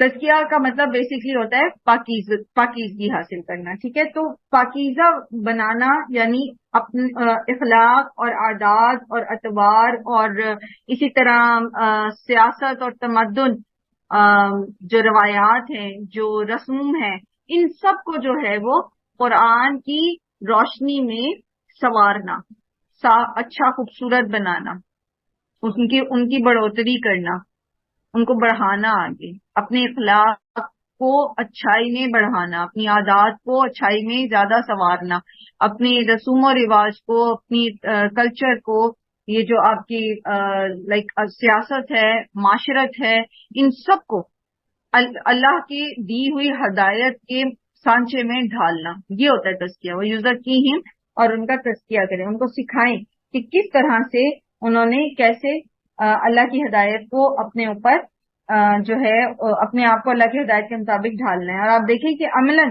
نبی صلی اللہ علیہ وآلہ وسلم نے یہ کر کے بھی دکھایا، اور صحابہ اکرام کی تربیت جو ہے وہ انہی اصول کے اوپر جو ہے وہ کی۔ جیسے اس کی ایک مثال ہے، حضرت بلال جو تھے انہیں ابو ذر غفاری جو سابقون الاولون میں سے تھے، بالکل ابتدائی دور میں انہوں نے اسلام قبول کیا، تو انہوں نے ان کو ایک مرتبہ جو ہے وہ کہا کہ اے کالی ماں کے بیٹے، تو اس پر حضرت بلال نے جب نبی صلی اللہ علیہ وسلم سے شکوہ کیا اس بات کا، تو آپ صلی اللہ علیہ وسلم نے سخت اس کے اوپر گرفت کی ان کی، اور ان کو فرمایا کہ میں مطلب تم ایک ایسے شخص ہو کہ جس میں ابھی تک جاہلیت کا اثر موجود ہے، یعنی دور جہالت میں لوگ نسب کے اعتبار سے یا کسی کی نسل کے اعتبار سے اس کو تانے دیا کرتے کرتے تھے اور تم اسلام قبول کر کے بھی تانے دے رہے ہو. تو آپ دیکھیں کہ اس نہج پر چھوٹی چھوٹی باتوں کے اوپر چھوٹے چھوٹے طریقوں پر ان کی اصلاح کی آپ صلی اللہ علیہ وآلہ وسلم نے. اور یہ چیز قرآن ہمیں سکھاتا ہے کہ اپنے آپ کو ہر لیول پر، چاہے وہ زبان کا معاملہ ہے، چاہے وہ سوچ کا معاملہ ہے، وہ آپ کے دیکھنے سے تعلق رکھتا ہے یا وہ آپ کے سننے سے تعلق رکھتا ہے، وہ آپ کے خانگی معاملات ہیں یا وہ آپ کے معاشرتی معاملات ہیں، یا وہ آپ کے سیاسی معاملات ہیں یا وہ آپ کے معاشی معاملات ہیں، ہر معاملے میں بہت باریک بینی سے اپنے آپ کو دور جاہلیت سے نکالنا ہے. وہ ساری خرابیاں، وہ ساری برائیاں جو انسان ایک اگنورنٹ کی حیثیت سے کرتا ہے، دین سے نابلد ہونے کی صورت میں کرتا ہے، ان کو اپنی زندگی سے باہر نکالنا ہے اور اس نور کی روشنی میں جو اللہ تعالیٰ نے عطا کیا یعنی قرآن، اپنی زندگی کو سنوارنا ہے ہر سٹیج کے اوپر. یہ بیسیکلی پرپس ہے. یہاں آپ دیکھیں کہ نبی صلی اللہ علیہ وآلہ وسلم کی جو بعثت ہے اس کا مقصد یہاں پر واضح ہو گیا ہے، اور وہ کیا ہے؟ تلاوت قرآن. ٹھیک ہے، وَيُعَلِّمُهُمُ الْكِتَابَ یتلو علیہم آیاتی کا تلاوت قرآن سب سے پہلے. تو ترتیل اور تجوید اور حفظ اس کے اندر آ جاتا ہے. پھر اسی طرح وَيُعَلِّمُهُمُ الْكِتَابَ، کتاب کا علم، الکتاب کا علم یعنی اس کے معنی، اس کا مفہوم، جیسے بھی میں نے عرض کیا. پھر آگے آپ جب اس میں فردر اس کے اندر علم حاصل کرتے ہیں، پھر اس کا صرف و نحو جو ہے، گرامر جو ہے اس کی، اور اسی طریقے سے اس کا سیاق و سباق اور علوم القرآن جو ہے، یہ پورا ایک سبجیکٹ ہے قرآن کے علوم. اس کا جو پس منظر ہے وہ کیا ہے، آیت کا سیاق و سباق کیا ہے، ناسخ اور منسوخ کیا ہے، اور اسی طرح سے پھر اور دیگر احکامات. یہ ساری چیزیں جو ہیں یہ پھر علوم القرآن میں آ جاتی ہیں. پھر علم حکمت ہے، یعنی کتاب پر عمل کیسے کرنا ہے، اس کو خود جو ہے وہ نبی صلی اللہ علیہ وآلہ وسلم جیسے عمل کر کے دکھایا بھی. اور پھر یزکیہم، ان کا تزکیہ کرنا یعنی تزکیہ نفس کرنا، کتاب اور سنت کی روشنی میں تربیت کرنا. تو یہ نبی صلی اللہ علیہ وآلہ وسلم کی بعثت کی جو ہیں وہ مقاصد ہیں. لیکن آپ یہاں دیکھیے کہ یہ دعا جو تھی، یہ دعا حضرت ابراہیم علیہ السلام نے کی تھی، لیکن اسی کو جب اللہ سبحانہ وتعالیٰ دوبارہ بیان کر رہے ہیں، اور سورہ بقرہ میں ہی آپ پڑھیں گے انشاءاللہ دوسرے پارے میں ہی، تو وہاں اللہ سبحانہ وتعالیٰ اپنا احسان مومنوں کے لیے یا بیان کرتے ہوئے کہتے ہیں، جیسے اللہ فرماتے وَلِأُتِمَّ نِعْمَتِي عَلَيْكُمْ وَلَعَلَّكُمْ تَهْتَدُونَ كَمَا أَرْسَلْنَا فِيكُمْ رَسُولًا مِّنكُمْ. اب یہ ابراہیم علیہ السلام کی دعا کو سامنے رکھیے، اور پھر اللہ سبحانہ وتعالیٰ جس ترتیب سے نبی صلی اللہ علیہ وآلہ وسلم کے جو مقاصد ہیں بعثت کے وہ بیان کریں کہ جس طرح پچھلی والی جو آیت ہے نا کہ جیسے میں نے تم پر اپنی نعمت کو، تاکہ میں تم پر اپنی نعمت کو مکمل کروں، وَلَعَلَّكُمْ تَهْتَدُونَ، اور تاکہ تم ہدایت حاصل کرو، کما ارسلنا فیکم، یعنی یہ جو ہدایت ہے اور نعمت کی تکمیل ہے، جیسا کہ میں نے تمہارے بیچ میں رسول کو بھیجا تمہی میں سے، یتلو علیکم آیاتنا، وہ تم پر ہماری آیات کو پڑھتا ہے یعنی قرآن کی تلاوت کر کے تمہیں سناتا ہے، وَيُزَكِّيكُمْ، اور وہ تمہارا تزکیہ کرتا ہے، وَيُعَلِّمُكُمُ الْكِتَابَ، اور وہ تمہیں کتاب کا علم سکھاتا ہے، وَالْحِکْمَةَ، اور حکمت سکھاتا ہے، وَيُعَلِّمُكُمْ مَا لَمْ تَكُونُوا تَعْلَمُونَ، اور وہ تمہیں سکھاتا ہے جو تمہیں نہیں پتا. یہ سورہ بقرہ آیت نمبر 151 ہے. دوسرے بارے میں انشاءاللہ ہم اس کو دوبارہ دیکھیں. تو آپ دیکھیں کہ یہاں پر جو ترتیب آئی ہے اس میں تزکیہ پہلے آیا ہے. ابراہیم علیہ السلام نے جب دعا کی تھی تو اس میں کتاب کا علم اور حکمت پہلے آیا تھا، تزکیہ بعد میں آیا تھا. لیکن جب اللہ سبحانہ وتعالیٰ نے اپنا احسان یاد کرایا، ان کو ہدایت کی طرف ان کو لے جانے کی اور نعمت کی تکمیل کی بات کی، تو وہاں پر اللہ سبحانہ وتعالیٰ نے تزکیے کا ذکر پہلے کیا.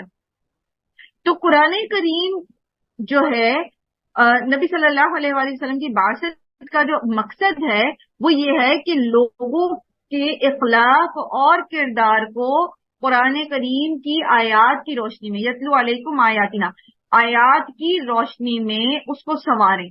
پہلا مقصد یہ ہے کہ لوگوں کو کے اخلاق و کردار کو سنوارا جائے، ان کی آخرت کو سیکیور کیا جائے.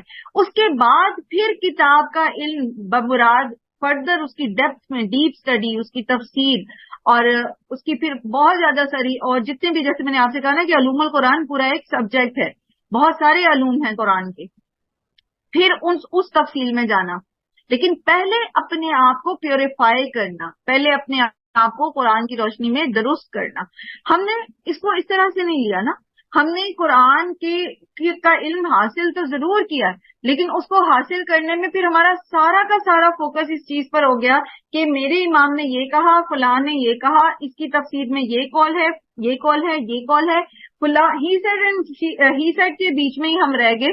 اس کو ہم نے اپنے آپ کو کیسے سنوارنا تھا، ان آیات کو تو ہم نے چھوڑ ہی دیا. اچھا، اس کا کانٹیکس یہ ہے، یہ اس پس منظر میں ہے کوئی یہود و نصارہ جو کہتے تھے لن تمسنا النار الا ایاما معدودات، وہ تو وہ تھے، لیکن ہم کیا کہتے ہیں، دل کا امانی کیوں، ہم یہ ان کی امانی تھی، ہم کیا بن کے بیٹھے ہوئے ہیں، ہم کون سی امانی کو لے کر بیٹھے ہوئے ہیں، اور ہمارے کیا افکار ہیں، وہ تو ہم نے دیکھے نہیں، وہ تو ہم نے چھوڑ دیا. اور یہیں پر پرابلم آ گئی پھر کہ ہم نے بہت ساری ایسی دین کے علوم، مطلب بحثیں اور پھر فلسفہ اس میں، اور پھر اسی طرح جسے وہ کہتے ہیں کہ بہت سارے اور بھی علوم جو ہیں جو پڑھائے بھی جاتے ہیں مدارس میں بھی، تو ان ساروں میں تو ہم نے بہت زیادہ گرامر کو لے لیا، یہ کر لیا، وہ کر لیا، بہت زیادہ اس کے اندر ہم نے رسوخ حاصل کر لیا. لیکن جو اصل مقصد تھا کہ آپ چلتے پھرتے قرآن بن جائیں، آپ خود چلتے پھرتے قرآن بن جائیں، وہ ہم نے چھوڑ دیا، وہ اس پر ہم نہیں آئے. اسی لیے ہم دیکھتے ہیں کہ اللہ ماشاء اللہ جن کو اللہ تعالیٰ ہی ہدایت دیتا ہے، بہت سارے لوگ ایسے، میجورٹی ایسے ہیں جو دین پڑھتے بھی ہیں، پڑھاتے بھی ہیں، لیکن جب ان کی انفرادی زندگی سے واسطہ پڑتا ہے ہمیں، تو ہمیں پتہ چل جاتا ہے کہ ان کے اندر قرآن جو ہے وہ اترا ہوا نہیں ہوتا. قرآن ان کی زندگیوں میں پارشلی نظر آتا ہے، وہ ادخلوا فی السلم کافہ نہیں کیے ہوئے، وہ نہیں کر پاتے. اگر وہ بہت اچھے ہیں، بہت نماز پڑھنے والے ہیں اور قرآن کا علم حاصل مطلب رکھنے والے ہیں، سب کچھ ہے، لیکن زبان ان کی ایسی ہے کہ اس میں سے وہ گالیاں دے رہے ہیں، یا وہ مطلب وٹ ایور، آپ اس کو سمجھ سکتے ہیں بہت اچھے طریقے سے.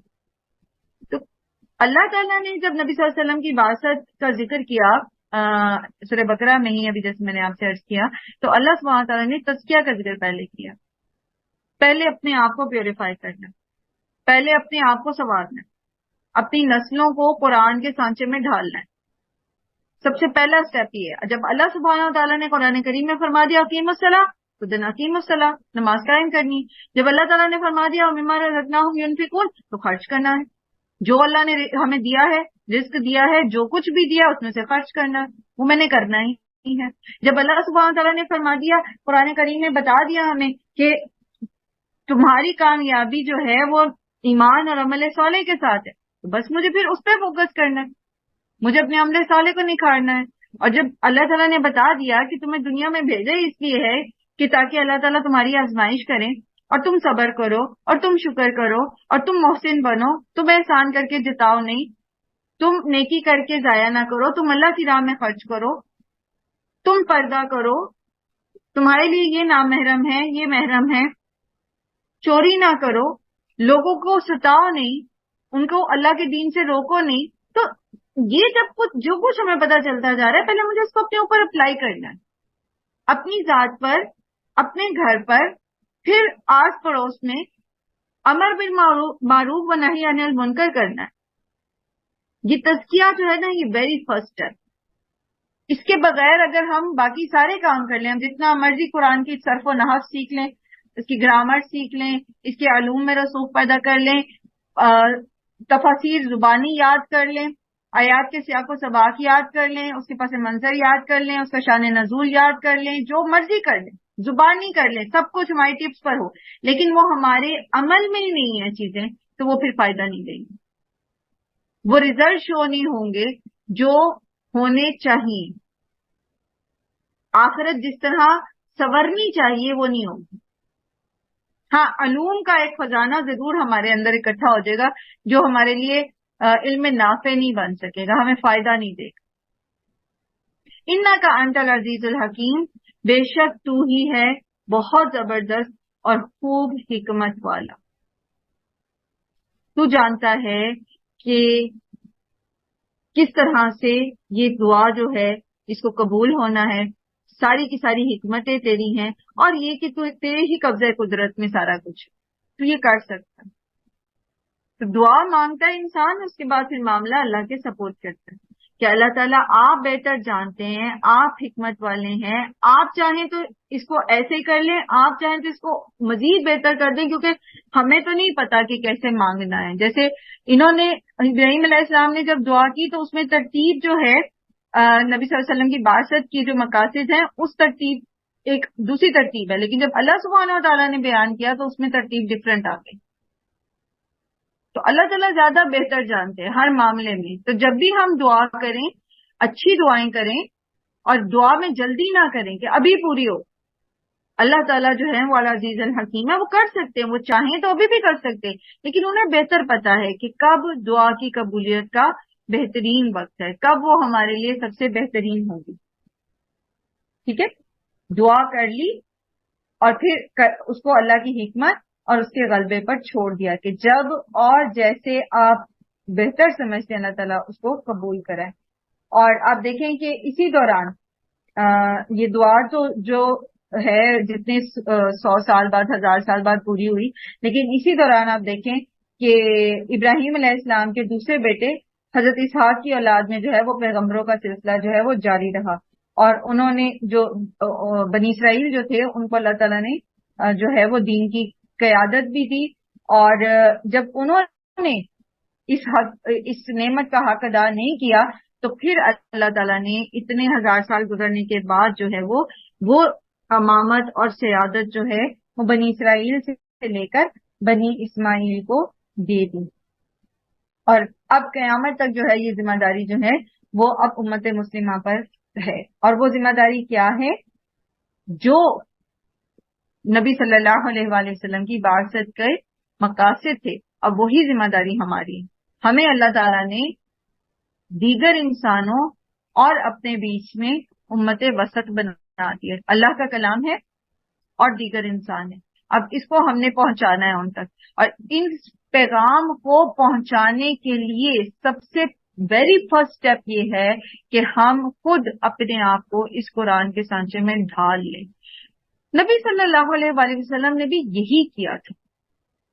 آپ صلی اللہ علیہ وآلہ وسلم کے بارے میں حضرت عائشہ سے جب آپ کے اخلاق کے بارے میں پوچھا گیا تو کیا فرمایا تھا انہوں نے؟ کانا خلقہ القرآن، وہ تو قرآن کا ایک چلتا پھرتا نمونہ تھی، ان کا اخلاق جو تھا وہ قرآن تھا، جو قرآن میں احکامات آئے آپ صلی اللہ علیہ وسلم نے اس کے اوپر عمل کر کے دکھایا، اپنے آپ کو سانچے میں ڈال لیا۔ تو زبان سے ابلاغ کرنے سے پہلے ہمارا اخلاق، ہمارا کردار، ہمارے معاملات دوسروں تک دین پہنچائیں، ہمیں ایسا ہونا چاہیے۔ ہمیں ایسا نہیں ہونا چاہیے کہ ایک یہودی، عیسائی، ہندو یا مسلمان اس کے اخلاق اور کردار میں کوئی بھی فرق ہو، ٹھیک ہے، ہم نارمز رکھتے ہوں، ہم کچھ ایسے کام کرتے ہیں جو سوسائٹی میں اچھے مانے جاتے ہیں، لیکن ہم دین کے ریپرزینٹیٹیو ہی نہیں ہیں، ہم اسلام کو ریپرزینٹ ہی نہیں کر رہے، اور ہم ایک روٹین میں اچھے کام کرتے چلے جا رہے ہیں جیسے کوئی بھی ہندو، عیسائی یا یہودی کرتا ہے، تو پھر ہمارا مقصد جو ہے وہ پورا نہیں ہوگا۔ ہمیں پریکٹسنگ مسلم ہونا ہے، ہمیں بھی بتانا ہے لوگوں کو کہ اصل میں مسلمان ایسا ہوتا ہے، اصل میں اسلام پر عمل کرنے والا ایسا ہوتا ہے۔ ہمارا کردار جو ہے وہ ابلاغ ہونا چاہیے، لوگ ہمیں دیکھ کر پوچھیں، ہمارے معاملات کو دیکھ کر سوچیں کہ اس کا تعلق، اس شخص کا تعلق کس کمیونٹی سے ہے، کس دین سے ہے، وہ پوچھیں آپ سے کہ آپ کون ہیں، تب آپ انہیں بتائیں کہ ہم اللہ کو ماننے والے ہیں، ہم قرآن پر چلنے والے ہیں، تو پھر دیکھیں کہ کس تیزی سے آپ کا جو میسج ہے وہ دوسرے تک کنوے ہوگا اور کس تیزی سے وہ اس کو ایکسپٹ بھی کرے گا۔ لیکن ایک طرف ہم زبان سے ابلاغ کرتے ہیں اور دوسری طرف ہمارا نہ اخلاق ویسا ہے نہ کردار ویسا ہے، تو پھر وہ کسی بھی اور کمیونٹی کی طرح آپ کو بھی لے لیں گے کیونکہ مسلمان، ٹھیک ہے یہ مسلمان ہے، جیسا کہ نان پریکٹسنگ عیسائی ہوتا ہے یا یہودی ہوتا ہے یا ہندو ہوتا ہے یا ایتھیسٹ ہوتا ہے، ٹھیک ہے یہ بھی ویسے ہی، وہ بھی کچھ تھاٹس کو مانتے ہیں، یہ بھی کچھ تھاٹس کو مانتے ہیں، تو پھر وہ فائدہ نہیں دے گا، وہ آپ کا ابلاغ اس طرح فائدہ نہیں دے گا جتنا آپ کا اخلاق اور کردار کے ساتھ ابلاغ جو ہے وہ فائدہ دیتا ہے۔ اب پھر یہاں پر آپ دیکھیے اس آیت کے اندر ہمیں ایک پورا جو تعلیمی نظام ہے، علم کی بات ہو رہی ہے نا یہاں پر، تو جو تعلیمی نظام ہے اس کی فکر دے دی گئی ہے، اس کا فلسفہ دے دیا گیا ہے کہ آپ کا تعلیمی نظام جو ہے بیسک اس کی فاؤنڈیشنز کیا ہونی چاہیے، اس کی بنیاد کیا ہونی چاہیے۔ سب سے پہلے تو یہ کہ استاد کا جو کام ہے وہ یہ ہے کہ وہ طالب علموں تک میسج کو کنوے کر کے اس کے اوپر ان سے امپلیمنٹ بھی کروا سکے، ٹھیک ہے، بتا دے، اور بتا کے یہ نہیں کہ چھوڑ دے، بلکہ اپنے اخلاق و کردار کے ساتھ ان کو بتائے کہ اس کو امپلیمنٹ کیسے کرنا ہے۔ اب اس آیت کی روشنی میں آپ کے سامنے سم اپ کر دیتی ہوں کہ کس طرح ایک بہترین تعلیمی نظام، چاہے وہ اس میں کسی بھی سبجیکٹ کی تعلیم دی جا رہی ہے، وہ کیسا ہونا چاہیے۔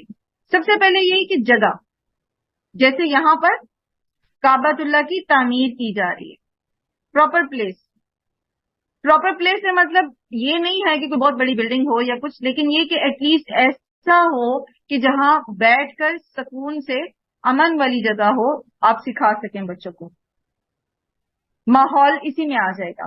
آپ دیکھیں گے یہاں پر ابراہیم علیہ السلام نے ایک گھر بنایا، ایک مرکز بنایا، ایک ماحول جو ہے وہاں پر کریٹ ہوا۔ پھر یہ کہ معلم جو ہے، جو استاد ہے، اس کے اپنے پاس علم ہونا چاہیے، وہ جو سکھانے آیا ہے اس کو خود پتا ہو کہ وہ کیا سکھا رہا ہے۔ وَيُعَلِّمُكُم مَا لَمْ تَكُونُوا تَعْلَمُونَ، اور اس نے سکھایا تمہیں وہ جو تمہیں نہیں پتا تھا، یعنی استاد کے پاس پراپر نالج ہونا چاہیے، پراپر علم ہونا چاہیے۔ پھر یہ کہ کتاب ہونی چاہیے، سلیبس پراپر ہونا چاہیے۔ وَيُعَلِّمُهُمُ الْكِتَابَ، آپ کے پاس اگر پراپر سلیبس نہیں ہے نا، آپ نے بچے بھی اکٹھے کر لیے، سکھانے بھی بیٹھ گئے ہیں، اور آپ کے دماغ میں بہت ساری چیزیں بھی ہیں، علم بھی ہے، لیکن پراپرلی آپ نے ایک سلیبس نہیں ڈیفائن کیا ہوا کہ آپ نے کہاں سے شروع کرنا ہے اور کس طرح اس کو لے کے چلنا ہے، تب بھی آپ کی تعلیمی پالیسی جو ہے وہ کامیاب نہیں ہو سکتی۔ پھر آپ دیکھیے کہ حکمت کے ساتھ علم کو سکھانا، مطلب آپ جو بھی سلیبس لے کے چل رہے ہیں، اس سلیبس کو بچوں تک پہنچانا کیسے ہے، پراپر اس کی پلاننگ، اور پراپر پلاننگ میں یہ نہیں کہ بس انڈیل دیا جائے، آگے بچے اس کو ایکسیپٹ کر پا رہے ہیں یا نہیں پا رہے، سمجھ پا رہے ہیں یا نہیں پا رہے، وہ اس کی کوئی فکر نہیں ہے، بلکہ حکمت کے ساتھ سکھایا جائے۔ اس میں پھر ایک اور ٹیچنگ ٹیکنالوجی جو آپ کو آنی چاہیے وہ یہ ہے کہ آپ کو چائلڈ سائیکالوجی آنی چاہیے، تھوڑی بہت بچوں کی نفسیات کو ڈیل کرنا آنا چاہیے۔ آپ کی کلاس کے اندر جتنے اسٹوڈینٹس ہیں ان کو آپ فردن الگ الگ سائیکولوجیکلی آپ سمجھتے ہوں، اس کا بیک گراؤنڈ جانتے ہوں بچے کا، اور پھر آپ اس کو پراپرلی سمجھا سکتے ہیں۔ پھر آپ اس کی پرابلمس کو اپنے سامنے رکھ کر، اس کی نفسیات کو اپنے سامنے رکھ کر آپ اس کو سکھا سکتے ہیں، کس بچے کو کتنا سکھایا جا سکتا ہے، انڈیویجلی کس طرح وہ کس طریقے سے سمجھ سکتا ہے۔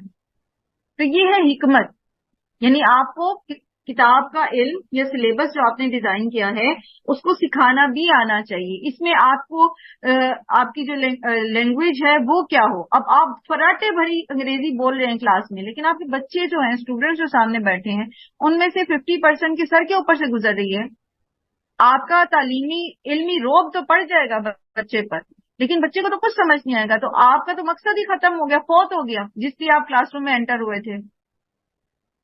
تو آپ یہ دیکھو کہ آپ کی جو لسنر ہے، جو آپ کا جو بچہ ہے، جس کو آپ سکھانے بیٹھے ہو، وہ اس کا کیلیبر کیا ہے، اس کو کس طرح سے سمجھانا ہے، اس کو کن مثالوں کے ساتھ سمجھانا ہے، یہ ہے حکمت۔ اور پھر بچوں میں اس حکمت کو ٹرانسفر کرنا۔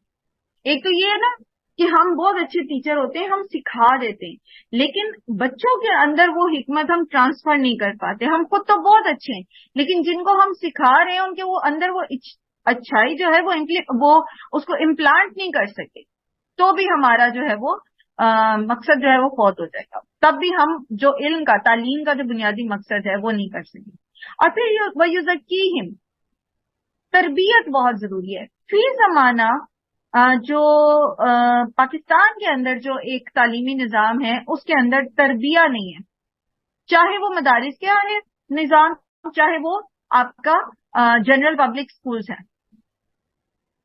تربیت نہیں ہے. ہم بچوں کو اسلامیات پڑھاتے ہیں, بچوں کو اردو بھی پڑھاتے ہیں, انگلش بھی پڑھاتے ہیں. یہ بیسک وہ سبجیکٹس ہوتے ہیں جس کے اندر آپ چلیں ٹھیک ہے, میں تو یہ کہتی ہوں کہ آپ فزکس کیمسٹری میتھس میں بھی بچوں کی تربیت کر سکتے ہیں, اس میں بھی کر سکتے ہیں, اس میں بھی آپ اللہ کی معرفت ان کو دے سکتے ہیں. خاص طور پہ سائنس کے سبجیکٹس میں آپ بہترین طریقے سے بچوں کو اللہ سے جوڑ سکتے ہیں, اللہ کا تعارف کرا سکتے ہیں. اخلاقیات اور کردار, آپ اسلامیات بچوں کو پڑھاتے ہیں, آپ کے بچوں کو نہیں پتا, آپ رٹا دیتے ہیں ان کو. جھوٹ جو ہے وہ گناہ کبیرہ ہے, ٹھیک ہے, بچے لیکن وہ ساتھ ساتھ جھوٹ بول رہے ہیں. آپ ان کو سیرت پڑھا رہے ہیں, بچوں کو نبی صلی اللہ علیہ وآلہ وسلم کی سیرت پڑھا رہے ہیں, لیسن پلاننگ ہے آپ کے پاس, سلیبس آپ کے پاس بہترین ہے. خاص طور پر گورنمنٹ کی جو بکس ہیں بہترین سلیبس ہے, بہترین, نو ڈاؤٹ. لیکن یہ کہ اس کے ساتھ اس نہج پہ تربیت ہی نہیں ہو رہی. آپ بچوں کو سکھا ہی نہیں رہے کہ آپ جو پڑھ رہے, آپ نے صرف ایک نمبروں کی دوڑ لگائی بھی ہے, وہ بچہ لے لیتا ہے, اس کی کلاس میں چلا جاتا ہے اور اس کے ذہن میں کچھ بھی نہیں رہتا. آپ یقین کریں, میرے پاس جب بچے پڑھنے آتے ہیں اور میں جب ان سے پوچھتی ہوں, 8ویں 9ویں کے بچے جو ہیں ان کو انبیاء کے نام اور صحابہ اور انبیاء میں وہ فرق نہیں کر پاتے, حالانکہ وہ سب کچھ پڑھ کے آئے ہیں. حضرت عمر, حضرت عثمان, حضرت بکر, حضرت علی کے نام کے چیپٹرز ہیں, حضرت زبیر بن عوام کے نام کے چیپٹرز ہیں کتابوں میں اسلامیات, لیکن ان کو پتہ ہی کچھ نہیں. کون صحابی ہوتے ہیں, کون تابعی ہوتے ہیں, اور پھر انبیاء کون تھے ان میں سے, اور مطلب جو انبیاء ہیں ان کا ذکر قرآن میں جو آیا ہے. اب آپ کے سلیبس میں پوری جو ہے وہ صورتیں شامل ہو گئی ہیں, لیکن آپ کے بچے کے اخلاق اور کردار میں کہیں نظر ہی نہیں آ رہی. بلکہ الٹا نقصان یہ ہوا کہ وہ جو ایک قرآن کا ایک ادب, ایک لحاظ تھا پہلے, اب وہ بھی گیا. اب وہ اس کو بھی کتاب ہی کہتے ہیں. مطلب بچہ جب آتا ہے تو وہ کہتا ہے میری بک, یہ میری بک ہے. وہ یہ نہیں کہتا کہ یہ پارا ہے, یہ صورتیں ہیں. تو وہ ایک عقیدت بھی گئی ان کی. تو جب تک صرف آپ کے پاس کتاب ہونا کافی نہیں ہے, اس کتاب کے ساتھ حکمت ہونا اس کو سکھانے کی بھی, اور پھر یہ کہ اس کے ذریعے کتاب کو امپلیمنٹ کیسے کرنا ہے, تربیہ جو ہے. جب تک یہ چیزیں اکٹھی نہیں ہوں گی, آپ کا تعلیمی نظام جو ہے وہ فیل ہے, بالکل فیل. اور آپ اس کے چلتے پھرتے نمونے آج کل دیکھ بھی رہے ہیں. آپ مطلب پی ایچ ڈی اسکالرس پیدا کر رہے ہیں, لیکن نہ ان کے اندر اخلاق ہے, نہ ان کے اندر کردار ہے. ہر ایک جو ہے اس کا ایک ٹارگیٹ ہے, اس نے ایک ایسی جاب کرنی ہے جس سے وہ آگے اپنی فیملی کو ایسے اور ایسے رن کر سکے, یہ اور یہ جو ہے وہ خرید سکے, ایسا گھر بنا سکے, ایسی گاڑی لے سکے, اینڈ دیٹس اٹ. ہماری زندگی کے اندر مقاصد ہی نہیں رہے, کوئی مقصد ہی نہیں ہے. ہم نے علم کیوں حاصل کرنا ہے, ہماری آئیڈینٹی کیا ہے, ہم کون لوگ ہیں, اور علم کے حصول میں ہم نے اس کے ساتھ اپنی جو ہماری امت مسلمہ ہے اس کو ہم نے فائدہ کیسے پہنچانا ہے. یہ ایون اب تو یہ زمانہ آ گیا کہ ہمیں یہ بھی نہیں پتا کہ ہم پاکستانی ہیں, مطلب بینگ اے پاکستانی, پاکستان کو کیسے ہم نے فائدہ پہنچانا ہے. ہمارے اندر تو ہم پیٹریوٹزم پر بچوں سے 4 صفوں کے مضمون لکھوانے کے بعد جب آپ بچے سے پوچھتے ہو کہ آپ ان فیوچر پاکستان میں رہنا چاہتے ہیں یا انگلینڈ میں رہنا چاہتے ہیں, تو وہ کہے انگلینڈ میں رہنا چاہتے ہیں.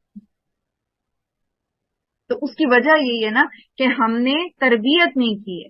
اور تربیت کیوں نہیں ہوئی, کیونکہ ہمارے اپنے سکھانے والوں کے اخلاق اور کردار ویسے نہیں. ہماری اپنی ہسٹری اس چیز کے اوپر جو ہے وہ گواہ ہے کہ ہم نے جن لوگوں نے کچھ کرنے کی کوشش کی ان کے ساتھ کیا کیا. تو بچے نے تو متنفر ہونا ہی ہے, وہ تو پہلے نکل جائے. وہ تو ان کی آج کل کی نسل تو ویسے ہی جو ہے وہ ایک گلوبل ولیج میں رہتی ہے, تو پہلے ہی انسپائرڈ ہے دوسروں کے کلچر سے. تو جب سکھانے والے کا اپنا اخلاق و کردار نہیں ہوگا تو سلیبس آپ جتنا مرضی اعلیٰ والا رکھ لیں, اچھا رکھ لیں, فائدہ تو کوئی نہیں ہوگا اس کا. تو آپ کو تو خود اللہ سبحانہ و تعالیٰ سکھا رہے ہیں کہ آپ کی تعلیمی پالیسیز کیسی ہونی چاہیے. آپ کو ایک اچھا جو علم سکھانے کا ایک پیٹرن ہے وہ کیا ہونا چاہیے, لیکن ہم اس کو نہ سیکھتے ہیں, نہ اس کو امپلیمنٹ کر رہے ہیں, اور نہ ہی ہمارے کوئی ایسے ارادے ہیں.